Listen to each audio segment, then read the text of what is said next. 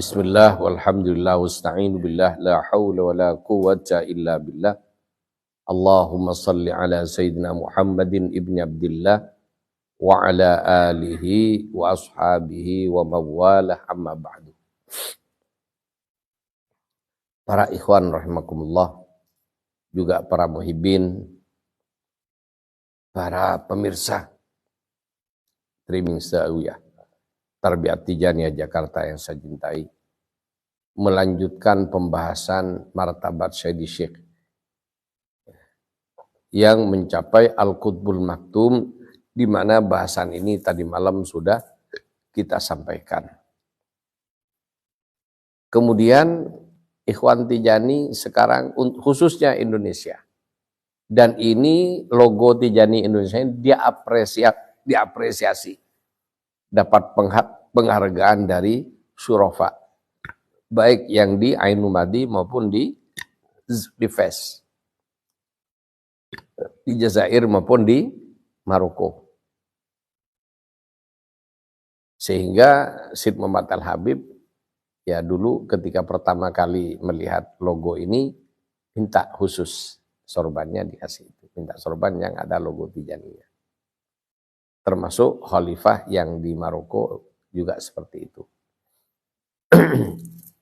Sekilas saya sampaikan, dulu logo Thariqah Tijani ini, ya, ini yang ada ini di Indonesia aja. Logo ini aja di Indonesia, di luar negeri nggak ada. Jadi bukan logo internasional ini, logo Tijani Indonesia. Kemudian yang merancang dulu para kiai sepuh. Masih ada Kiai Badri, di orang dari Blitar ada Kiai Khadin, namanya Kiai sepuh dari Blitar, muridnya Kiai Muhammad bin Yusuf. Kemudian Kiai Umar Baidawi, masih ada Kiai Ubaid waktu itu. Kemudian Kiai Fauzan,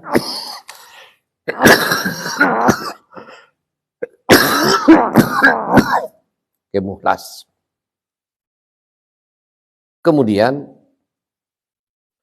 setelah ada banyak usulan, maka lambang Thariqah Tijani yang tadinya hanya tulisan Ahmad bin Muhammad At-Tijani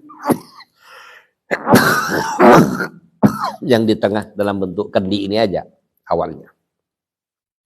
Jadi tidak ada pinggirannya. Maka diusulkan. Jadi adapun bentuk kaligrafi Ahmad bin Muhammad At-Tijani dibuat seperti kendi modelnya. Dan itu usulan dari Kiai Badri. Kenapa? Ya, diambil dari ayat Quran, wa allaw istaqamu 'ala thariqati la asqainahum ma'an ghadaqa. Jadi kalau istiqomah dengan thariqah, kalau mana aslinya Islam itu thariqah ilallah, maka niscaya Allah akan memberi minuman kepada kita air yang segar. Apa? Air iman, air ilmu, dan macam-macam. Kemudian, bagaimana dengan thariqah? Thariqah itu fungsinya mengokohkan keimanan dan keislaman kita, di mana di samping kita sholat 5 waktu, kita diberi kewajiban untuk membuka hati kita dengan zikir-zikir yang punya sanad nyambung kepada Rasulullah Sallallahu Alaihi Wasallam.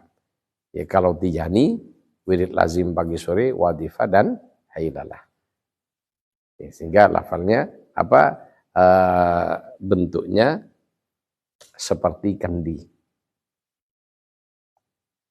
Kemudian di sampingnya ada daun dengan 7 terap. Ya, 7 semuanya itu. Apa maknanya? Ya, disitulah ada yang dikenal dengan Hadrat Al-Mustafidatus Sab'ah. Jadi 7 tingkatan martabat di hadrat Allah Subhanahu wa taala, dari martabat Kanjeng Nabi sebagai khatmul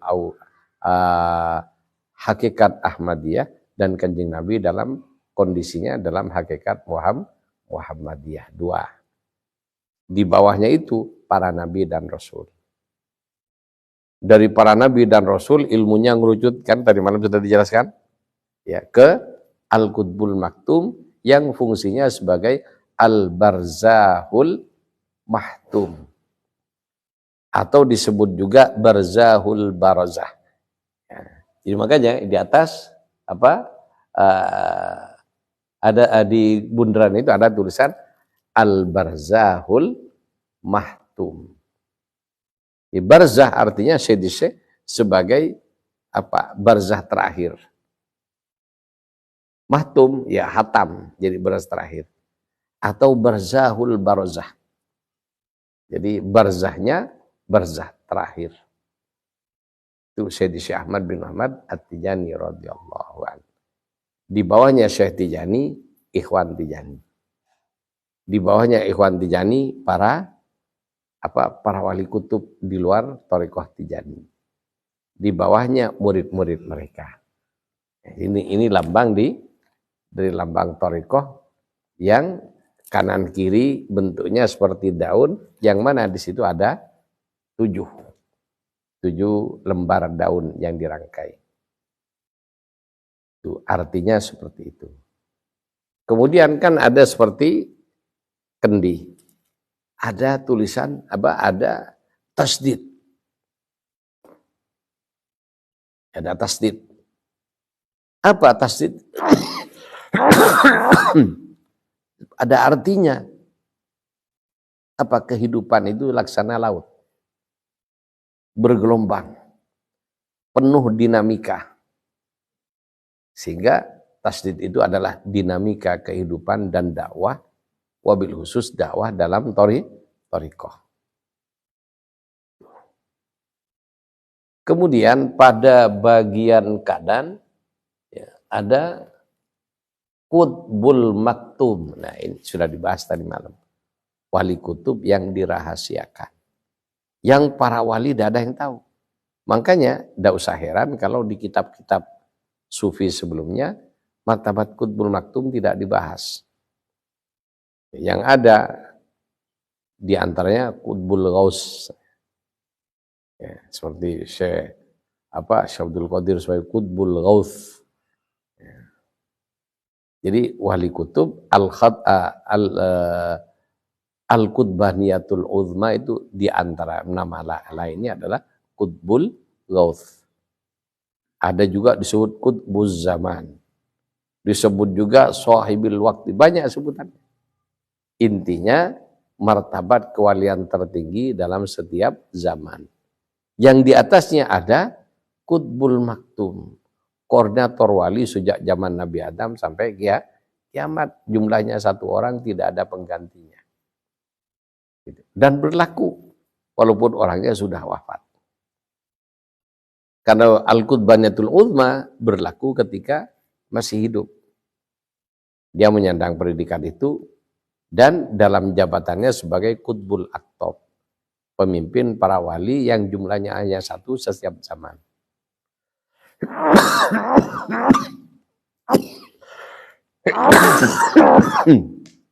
Kemudian para ikhwan rahimakumullah,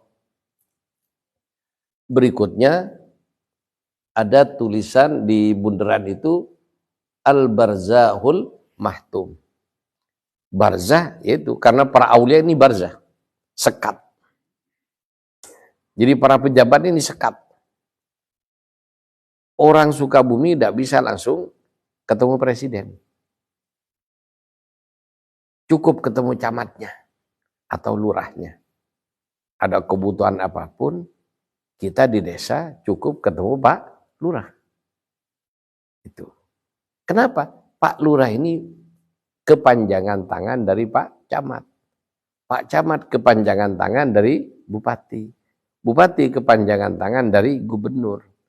Gubernur kepanjangan dari koordinator para gubernur, Menteri Dalam Negeri. Menteri Dalam Negeri itu adalah pembantu presiden. Dan seperti itu hierarkinya. Sehingga pejabat-pejabat ini menjadi sekat, di mana seorang rakyat tidak bisa langsung ngadep presiden.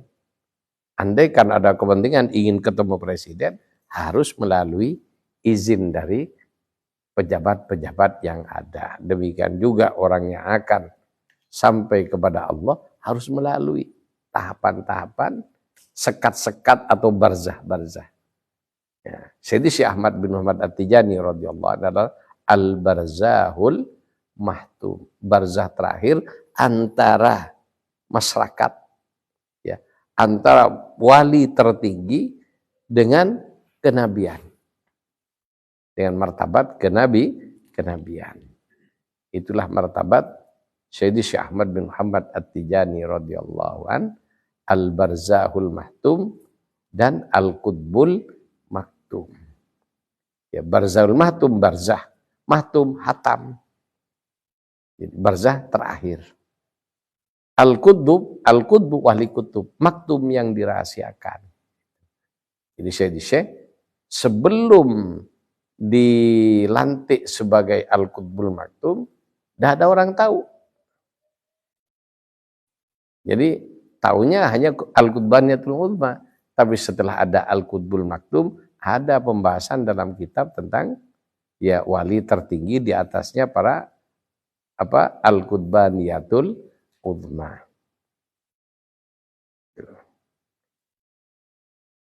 Yang membahas di mana sudah saya jelaskan. Yang pertama nasibnya tragis, sampai diusir dari kampungnya, dianggap orang sesat yang bahas ini. Tuh. Kemudian yang bahas berikutnya juga sama, disesatkan. Itu Syekh Ibnul Arabi. Dan beliaulah yang memberi nama Syekh dengan Abul Abbas. Nama Syekh bukan Abul Abbas. Abul Abbas ini kan bapaknya Abbas, berarti harus punya anak Abbas. Cuman karena Ibnul Arabi nyari siapa namanya tidak tahu, tidak ketemu, dirahasiakan oleh Allah. Tidak dibocorkan. Jadi hatta malaikat tidak tahu, malaikat Jibril tidak tahu. Itu. Kecuali setelah diresmikan. Ini rahasia Allah. Yang para malaikat tidak ada yang tahu, para nabi tidak ada yang tahu, apalagi hanya para wali, tidak ada yang tahu. Yang tahu hanya Kanjeng Nabi Sallallahu Alaihi Wasallam dengan Allah Subhanahu Wa Taala. Yang disematkan oleh Kanjeng Nabi kepada Syekh bertepatan dengan 18 Safar 1214 Hijriyah. Itu. Syekh wafat 1230 Hijriyah. Para ikhwan rahimakumullah, itulah martabat al-qutbul maktum dan al-barzahul mahtum. Ini punya rahasia banyak. Kemudian yang di atasnya ada tulisan Al-Khatmul Muhammadiyil Ma'lum. Kalau tadinya Qutbul Maktum, apa Qutbul Maktum? Wali kutub yang dirahasiakan. Tapi setelah dilantik, maklum, terkenal. Al-Khatmul Muhammadi, wali yang menjadi penutup pangkat kewalian dari umatnya Kanjeng Nabi Sallallahu Alaihi Wasallam. Jadi karena umat Nabi yang lain punya wali, punya kutub, tapi martabatnya tidak ada yang melebihi martabat kutubnya umat Rasulullah secara umum. Adapun Al-Khatmul Muhammadi adalah wali yang secara khusus menjadi penutup pangkat kewalian dari umatnya Kanjeng Nabi, ya, Al-Khatmul Muhammadi.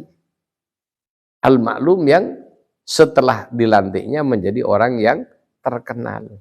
Tadinya maktum, tersembunyi. Setelah dilantik, terkenal, dimaklumi. Jelas? Ya, ini makna dari yang ada di logo Tijani. Kemudian dikelilingi dengan sandal, bentuk sandalnya Kanjeng Nabi.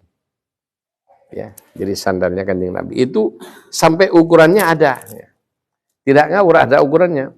Saya lupa panjangnya berapa. Sesuai dengan panjang sandal Rasulullah Sallallahu Alaihi Wasallam. Sehingga kalau mau memperbesar, memperkecil, itu harus sesuai dengan ini ukuran ini. Jadi ukuran aslinya berapa? Lupa saya, 47 cm kalau nggak salah. Kemudian sampingnya di atas dengan yang di bawah itu juga ada ukurannya. Kenapa kok yang dijadikan background sandalnya Kanjeng Nabi?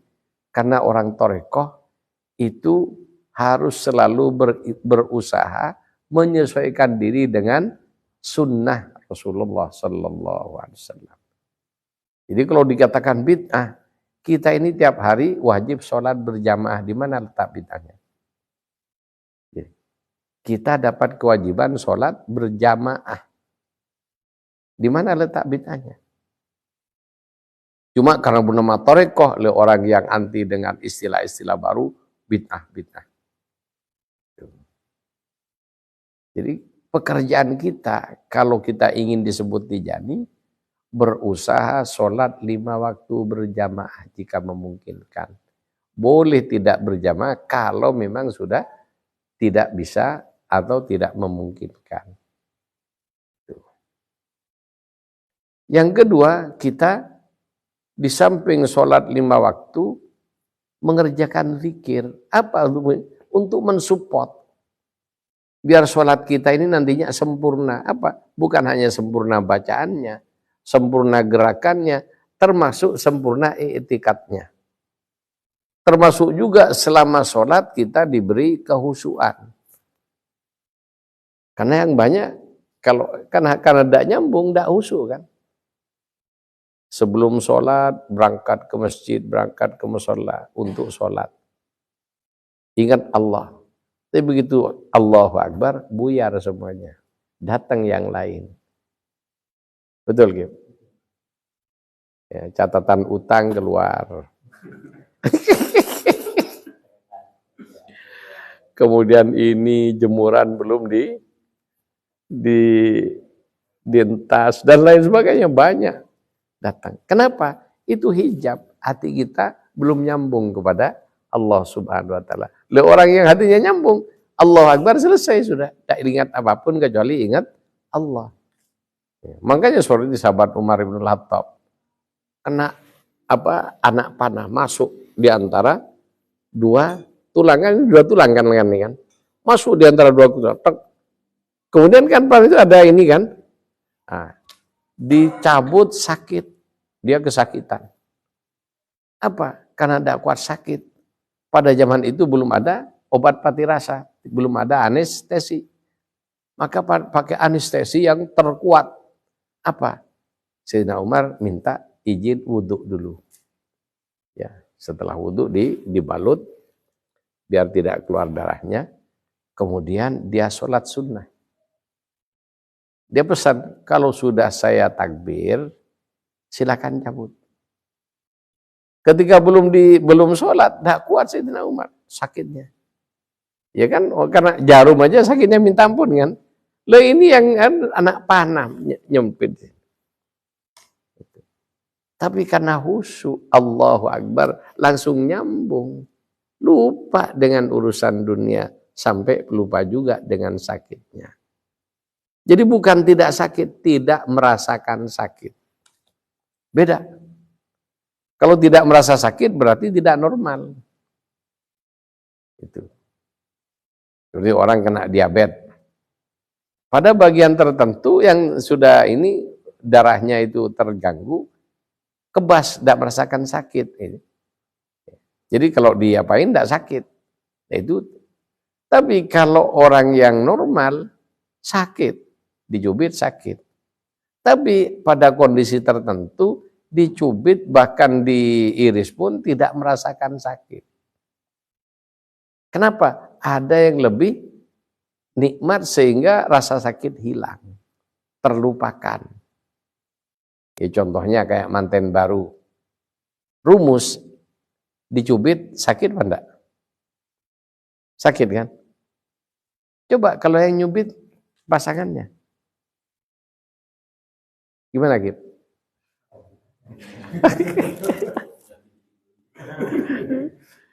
Jadi bilang sakit, iya. Sampai hitam, iya. Tapi justru malah jadi kebanggaan. Oh, dicubit. Iya kan? Apalagi masih pacaran. Kalau perlu seminggu jangan hilang hitamnya itu. Nah itu orang yang sudah masuk ke hadrah. Nah kita karena belum masuk, ya ini. Kena digigit nyamuk udah rame ketika sholat juga digigit nyamuk. Wow, banyak nyamuknya udah gini-gini. Sayyidina Umar karena sudah khusyuk.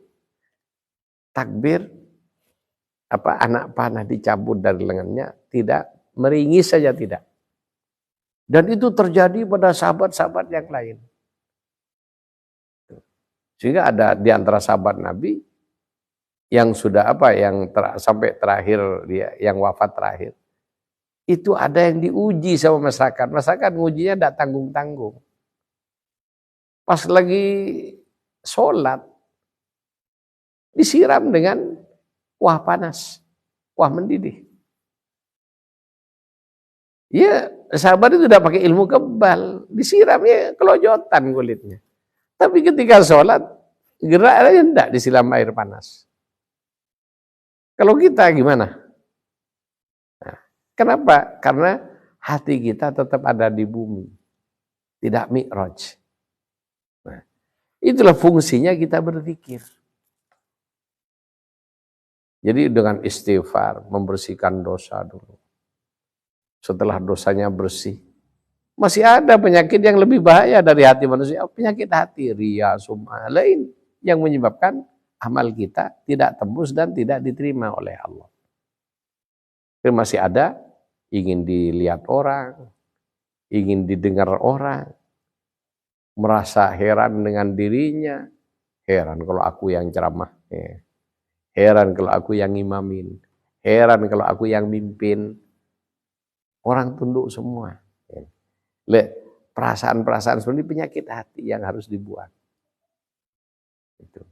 Kenapa? Nanti timbul penyakit yang lebih gede, itu takabur.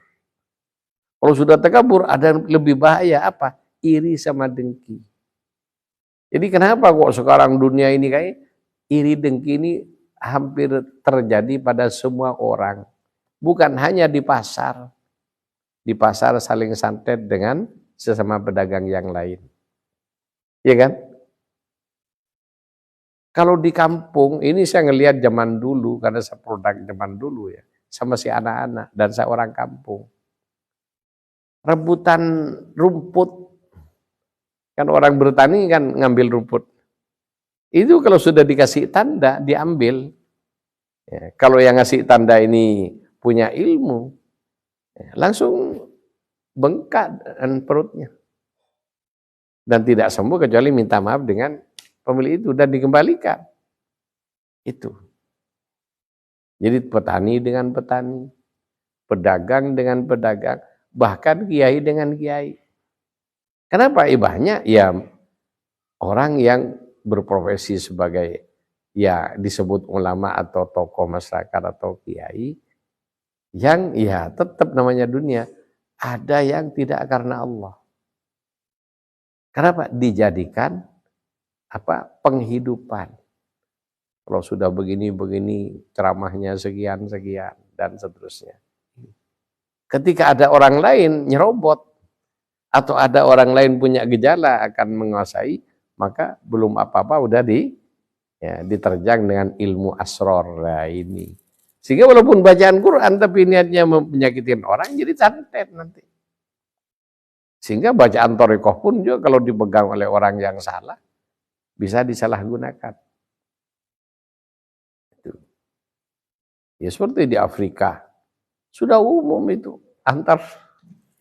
jadi banyak terjadilah antar muqaddam itu saling berebut pengaruh di antara ikhwan dengan ilmu-ilmu asrar. Itu apa? Ujian dari Allah. Jadi para ikhwan rahimakumullah, Ya, penyakit hati. Dan itulah yang kenapa kita kok berzikir agar supaya hati kita bebas dari penyakit. Kenapa kok harus bebas dari penyakit? Karena dengan penyakit itu hati kita tidak akan tenang. Makanya Allah nyebutkan ala bidzikrillahi tatmainnul qulub. Hati kita tenang kalau kita berzikir. Untuk apa? Ya itu tadi, membersihkan dosa. Selanjutnya membersihkan penyakit hati. Setelah lolos dari penyakit hati, apakah selesai? Belum, ada lagi. Ya, menyingkap hijab. Makanya ketika kita ada di makom Islam atau Muslim, amaliyahnya tingkatannya dari at-taubah. Jadi amalnya hanya untuk nebus dosa. Yang sudah yang sukses naik menjadi al-istiqomah. Ya, dosanya tambah tipis, istiqomahnya mantap. Sampai puncaknya at-taqwa. Orang yang sadar hukum. Taat dengan aturan Allah dengan penuh kesadaran. Itu takwa. Kemudian apa selesai sampai sini? Nah, baru ningkat ke martabat lebih tinggi, mukmin. Makanya muslimin muslimat tidak sama dengan mukminin mukminat. Sehingga Nabi pun juga dalam berdoa membedakan Allahumma gfir lil muslimin wal muslimat wal mukminin wal mukminat. Kenapa? Beda. Muslim dengan mukmin beda. Muslim itu martabat. Mukmin martabat yang lebih tinggi. Lalu kalau sudah mukmin bagaimana? Martabat paling rendahnya mukmin itu haliahnya dalam beribadah adalah al-ikhlas. Membersihkan diri dari keinginan-keinginan baik duniawi maupun ukhrawi. Jadi murni ibadah karena Allah, tidak karena ingin ini, ingin itu dan sebagainya. Ya, itulah ikhlas. Kemudian di atasnya ikhlas as-siddiq. Puncaknya at-tuma'ninah. Jadi kalau sudah at-tuma'ninah, tenang hatinya. Selalu bersama dengan Allah. Makanya ya orang yang tuma'ninah, zikirnya sudah nyaman. Baca la ilaha illallah benar, la ilaha illallah, la ilaha illallah. Coba kita baca la ilaha illallah, yang diingat apa? Coba.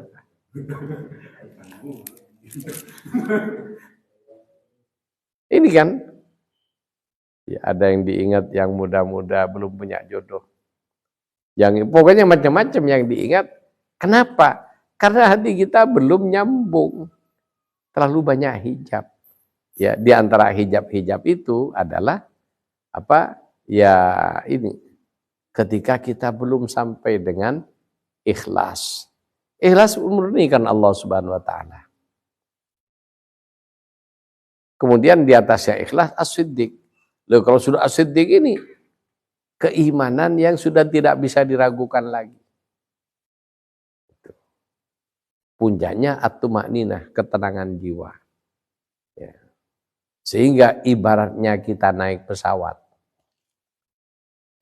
Pesawatnya muslim itu pesawat antar kota dan antar negara, ada tujuannya. Oh, terbang dari mana? Cengkareng. Kemana? Kuala Lumpur. Terbang ke negara yang lain atau lokal, ada terminalnya. Itu. Tapi coba pesawat ulang-alik. Pesawat ruang angkasa, ada terminalnya enggak? Tidak ada. Makanya aturan dan macam-macam berbeda. Cara terbangnya pun juga tidak sama. Coba pesawat reguler, komersial, kan ada sayapnya, ini kan gitu kan. Coba pesawat ulang-alik, ada enggak sayap yang lain? Tidak ada. Kenapa? Hanya untuk naik ke hadrah. Sehingga di situ ada lapisan-lapisan atmosfer sampai pada ketinggian tertentu. Nah, ketika menembus lapisan atmosfer ini, ya akan terasa begitu beratnya nembus atmosfer. Tapi makanya ikhlas ditinggalkan semua. Jadi pesawat ruang angkasa tidak ngelihat bumi. Beda dengan kita pesawat komersial. Sambil terbang bisa ngelihat kanan kiri. Tapi kalau pesawat ruang angkasa tidak harus lihat. Kenapa? Sudah meninggalkan bumi. Jadi wiridnya orang mukmin adalah wirid take up-nya pesawat ruang angkasa. Cuma karena yang naik itu masih belum menjadi kalau yang untuk ruang angkasa itu apa orangnya nih? Ya bukan astronot. Ya sudah pakai pesawat ruang angkasa masih ngelihat bumi. Sibuk mikir bumi. Padahal sudah tidak ada waktunya. Jadi kita ini kalau baca wirid thariqah masih mikir pelarisan, masih mikir macam-macam, berarti sama dengan naik pesawat ruang angkasa. Tapi yang dipikir bumi. Yang dipikir landing terus. Kalau sudah masuk itu ikhlas, sudah ditinggal semua. Tidak mikir apapun. Hiruk pikuk dunia sudah ditinggalkan. Naik. Sampai kepada kondisi kita berada pada orbit. Jadi kan sampai pada ketinggian tertentu datar sudah. Di mana di orbit ini pesawat itu tidak tertarik ke bumi. Lepas dari gravitasi bumi. Tidak tertarik ke planet lain, tidak tertarik ke bulan, tidak terjadi, ada di ngambang. Dan mesinnya dimatikan. Dan tidak jatuh, mau jatuh kemana? Di situ sudah ruang bebas. Itu pesawat. Hati manusia begitu. Jadi pada waktunya dengan izin Allah dan pertolongannya naik dari ikhlas, tidak mikir urusan dunia. As-siddiq naik sampai pada kondisi tumanina, ketenangan jiwa. Orang yang tenang jiwanya ini yang bisa naik lagi. Jadi pesawat ruang angkasa yang akan ke planet lain dari ruang orbit ini keliling bumi tetap, tapi sudah tidak tertarik, tidak jatuh. Kemudian bagaimana? Kalau mau ke bumi lagi harus dinyalakan roketnya untuk nembus atmosfer. Kalau mau ke yang lain dinyalakan lagi roket pendorongnya dengan ledakan dahsyat, ya keluar dari atmosfer bumi. Ya demikian juga orang beribadah kepada Allah. Kalau sudah sampai dengan at-tumanina, maka yang dapat panggilan khusus dari Allah Subhanahu wa taala naik ke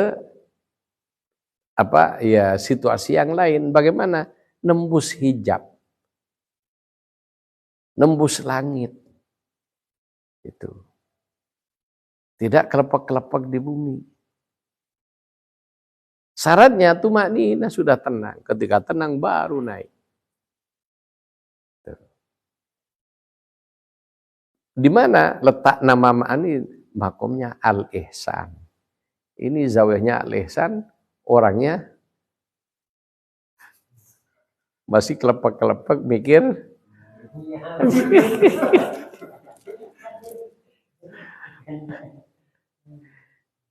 Ya tapi mending kan kita ya moga-moga pada waktunya, karena ini pilihan Allah.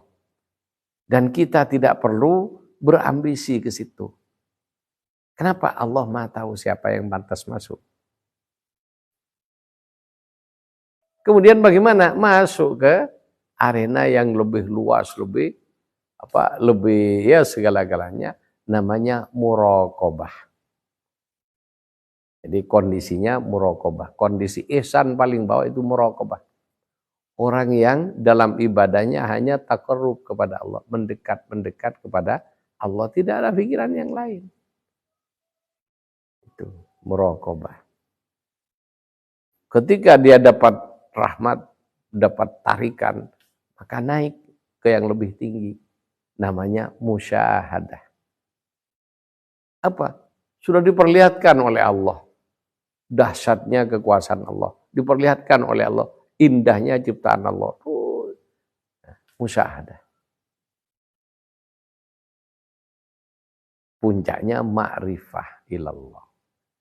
Jadi ada Islam atau Muslim, at-taubah, al-istiqomah, at-taqwa. Kalau mukmin, al-ikhlas, as-siddiq, at-tuma'nina. Kalau al-ihsan, muraqabah. Musyahadah, puncaknya ma'rifah ilallah. Jadi saya orang yang ma'rifah ilallah. Dan beliau punya pangkat al-khatmul muhammadi al-ma'lum. Penutup dari martabat kewalian dari umatnya Kanjeng Nabi Sallallahu Alaihi Wasallam, di mana umat terdahulu tidak mencapai pada bibirnya. Jadi umat para nabi terdahulu dan para wali, bahkan para nabi terdahulu, tidak ada yang mencapai pinggirannya daerah yang dikuasai oleh Kanjeng Nabi dan umatnya. Sehingga andaikan boleh milih para nabi, mending jadi umat Kanjeng Nabi daripada jadi nabi. Mereka kalau boleh milih akan milih. Itu. Cuma Allah sudah tentukan. Sehingga mereka hanya sami'na wa ata'na kepada Allah Subhanahu wa taala. Kita bersyukur dijadikan oleh Allah jadi umat Kanjeng Nabi sallallahu alaihi wasallam, dan bersyukur kepada Allah kita dijadikan murid Al-Qutbul Maktum yang oleh Nabi dinyatakan fuqara'uka fuqara'i. Para pengikut kamu adalah pengikutku. Jadi dia diklaim oleh Nabi. Talamizuka, murid-murid kamu yang gemar belajar itu muridku, katanya. Kata Nabi sallallahu alaihi wasallam, sehingga kita diakui oleh Rasulullah, moga-moga sebagai muridnya. Kemudian ashabu ke ashabi, sahabat-sahabat Syekh diakui, diklaim oleh Rasul sebagai sahabatnya. Ya, kita tidak perlu berdebat kalau ada orang tidak setuju. Ya, karena tidak percaya. Ya, alhamdulillah kita tergolong orang yang mengikuti Syekh, dan ya syaratnya yakin dengan martabat Syekh Al-Qutbul Maktum. Apa Al-Qutbul? Ya seperti ini yang dicapai oleh Al-Qutbul Maktum. Nah, kita tidak usah mikir sok wali, sok macam-macam, sok karamat, tidak usah. Diakui aja jadi muridnya Syekh. Diakui sebagai pengikut Syekh. Walaupun pengikut yang paling belakang sudah cukup untuk bekal menghadap kepada Allah Subhanahu wa taala. Cuma kalau ingin lebih maju, ayo belajar. Ayo berzikir. Ayo berusaha keras. Itu. Ini para ikhwan rahimakumullah. Jadi martabat Kanjeng Nabi yang ada pada lambang thariqah seperti itu. Kemudian bentuknya na'lun Nabi, sandal Nabi. Ya, karena bentuknya sandal Nabi kayak gitu. Kemudian ya kan namanya sandal, kalau zaman dulu kan dia ada tempat talinya itu kan. Nah, ini talinya kanan kiri. Talinya sandal Nabi, sehingga jepit di jepitan jempol dan jepitan yang seperti itu jepitannya. Sandal Nabi sallallahu alaihi wasallam. Kemudian ada ya seperti tampar begini kan. Itu lekukannya 53. Tidak boleh lebih, tidak boleh kurang. Dari mana 53? Ini ditertibkan dulu ketika di Bogor. Jadi di Zawiyah Ainumadi rapatnya dulu. Jadi menertibkan kembali karena di luar banyak logo-logo thariqah yang sudah tidak sesuai dengan pakemnya.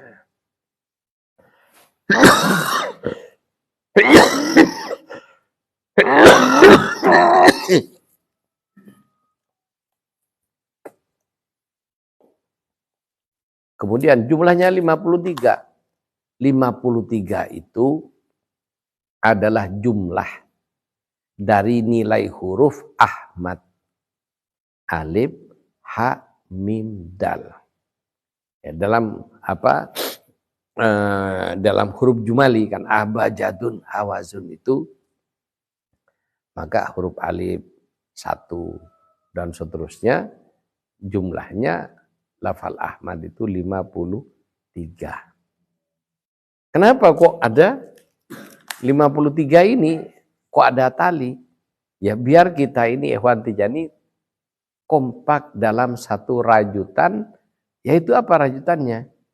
Ya bimbingan guru kita Syekh Ahmad bin Muhammad At-Tijani radhiyallahu anhu. Jadi itu makna dari logo Thariqah Tijani. Jadi biar ikhwan tahu. Karena banyak yang pokoknya seneng pakai, tidak tahu maksudnya. Jadi ini tentang logo Thariqah. Sudah pas ya semuanya, dari sandalnya, pinggirannya, ya. Kemudian lafal yang ada Ahmad bin Muhammad At-Tijani radhiyallahu an, ada tasdidnya, ada daun 7, ini kanan kiri 7 lembar yang dirangkai, dan itu Hadrat Al-Mustafidatus Sabah. Itu. Barangkali ada pertanyaan, dipersilakan.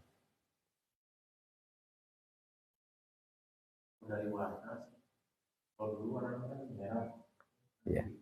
Aslinya kayak gitu. Ya, jadi tulisan kuning, dasarnya hijau. Aslinya begitu.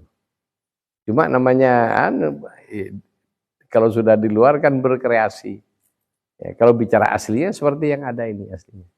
Tidak ada warna merahnya. Jadi tulisan kuning, backgroundnya warna hijau. Itu sudah benar itu. Terus bagaimana yang di luar ini yang dibuat seperti sinar matahari? Ini sebenarnya perlu dikoreksi ini, Jang.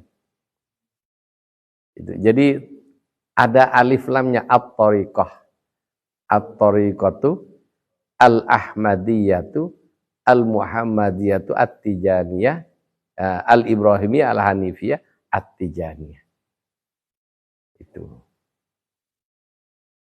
Jadi ada alnya yang paling depan, kurang al. Kemudian garisnya itu jangan di luar, di dalam. Karena garis pancaran itu ya untuk menjelaskan bahwa dakwah Tijani memancar kemana-mana, ke seluruh penjuru.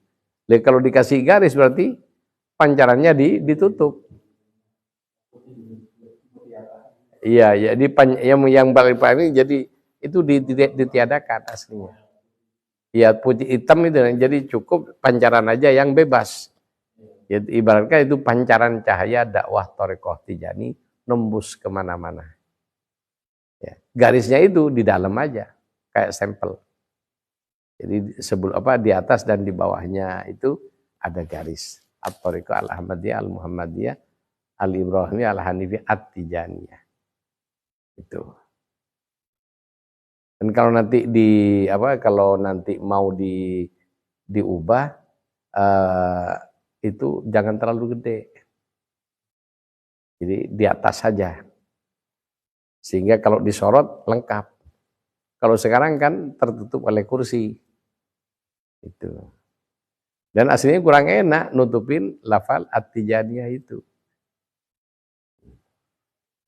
Jadi seperti itu. Garis pinggirannya ini hitam putih itu dihilangin, dibuat bias saja. Ya seperti cahaya yang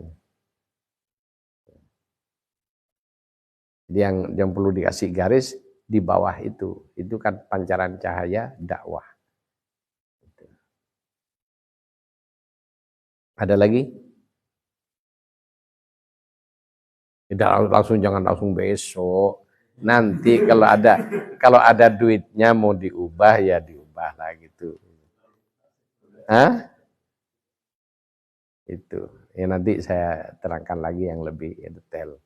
Ada lagi pertanyaannya?